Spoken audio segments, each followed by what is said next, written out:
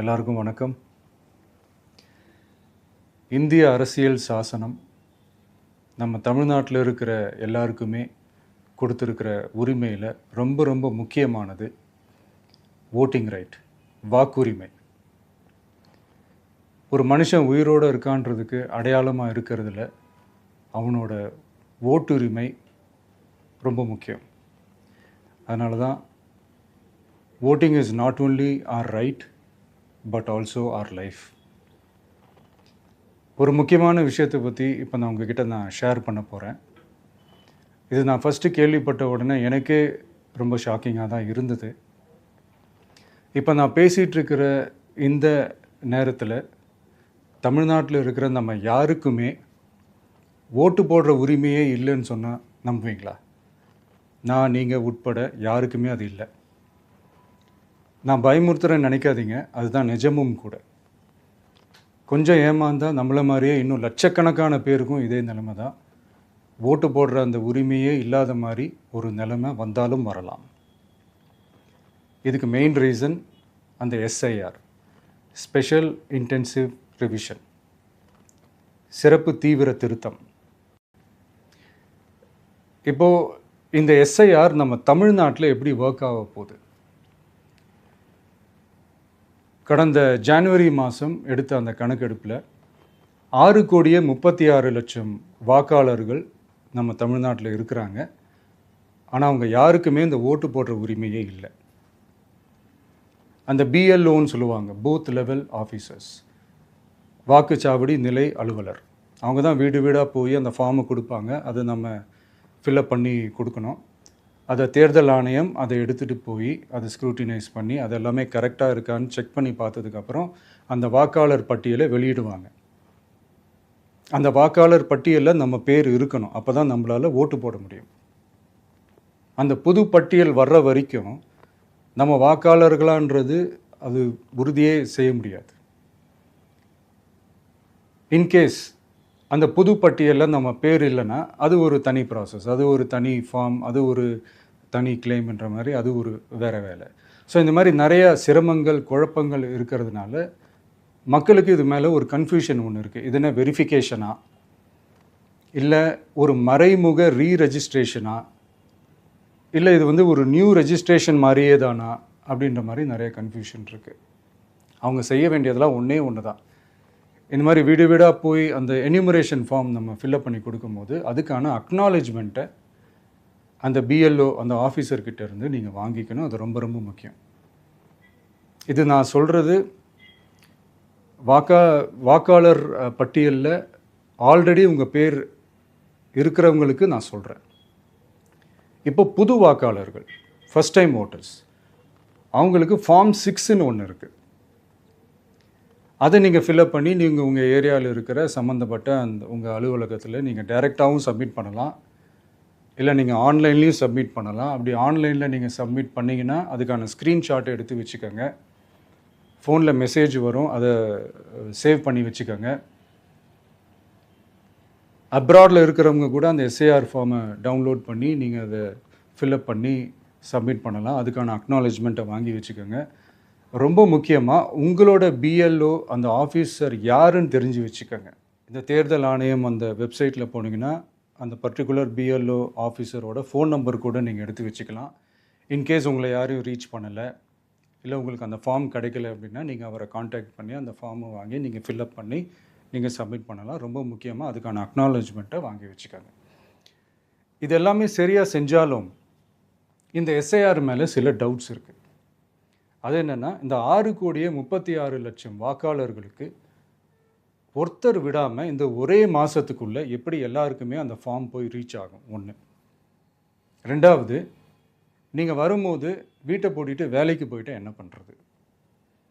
இப்போ நீங்கள் வருவீங்கன்றதுக்காக வேலையெல்லாம் விட்டுட்டு வீட்டுக்குள்ளேயே உட்காந்துட்ருக்கணுமா?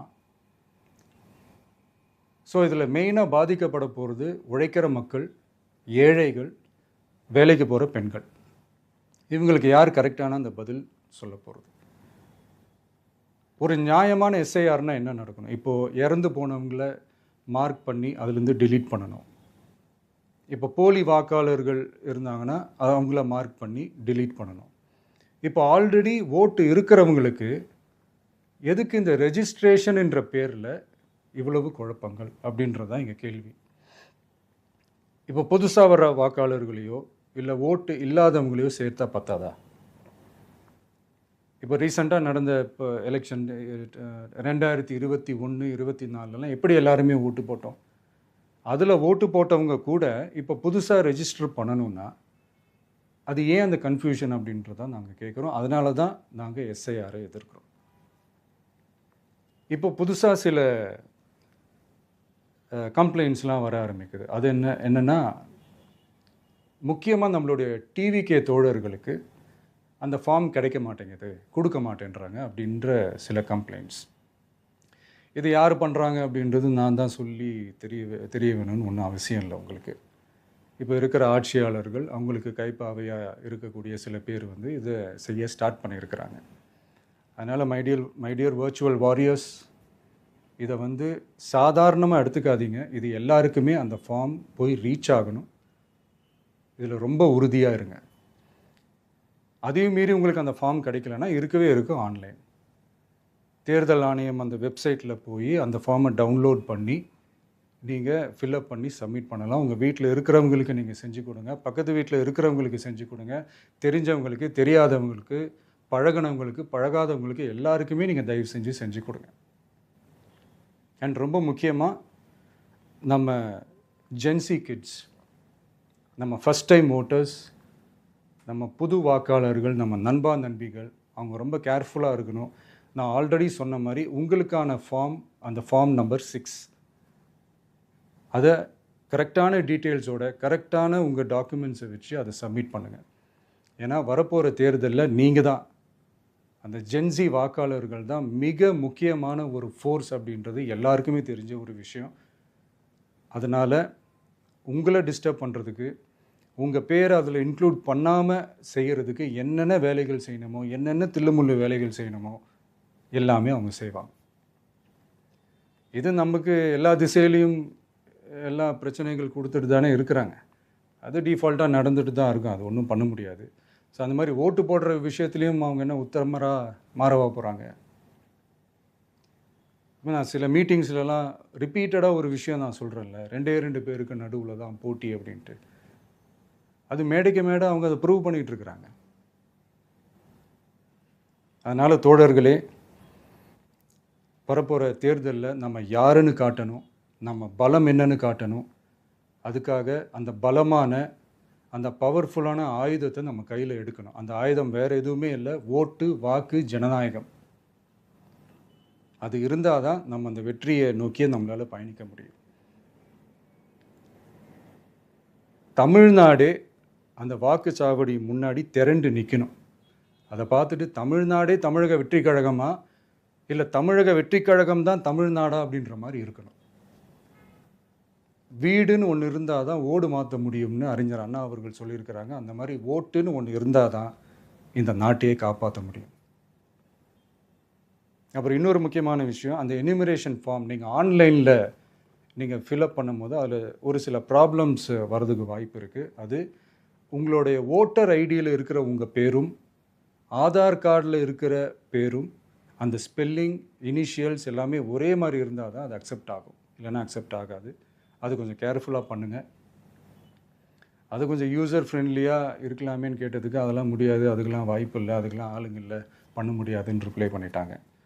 ஸோ அதனால் மைடியர் டிவிகே தோழர்களே, மைடியர் ஜென்சி படை பலமே, உஷாராக இருங்க, கான்ஃபிடெண்ட்டாக இருங்க, நல்லதே நடக்கும், வெற்றி நிச்சயம்.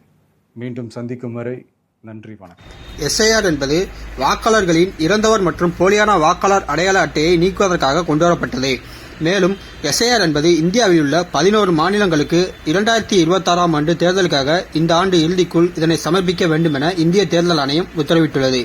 ஆனால் எஸ்ஐஆர் படிவம் நிரப்ப படித்த மக்களை திண்டாடி வரும் நிலையில் படிக்காத மக்களும் குழம்பி வர வாய்ப்புள்ளதாக உள்ளது.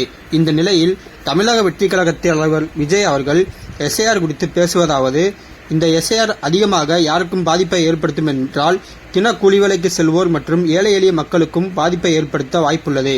எனவே அதனால் இந்த எஸ்ஐஆர் படிவத்தை இந்த எஸ்ஐஆர் படிவம் டிவிகே தோழர்களுக்கும் கிடைக்கவில்லை என்பதால் டிவிகே தோழர்கள் அனைவரும் இந்த படிவத்தை இணையதளத்தில் டவுன்லோட் செய்து உங்கள் மாவட்டங்களில் உள்ள தெரிந்த தெரியாத பழகாதவர்கள் அனைவருக்கும்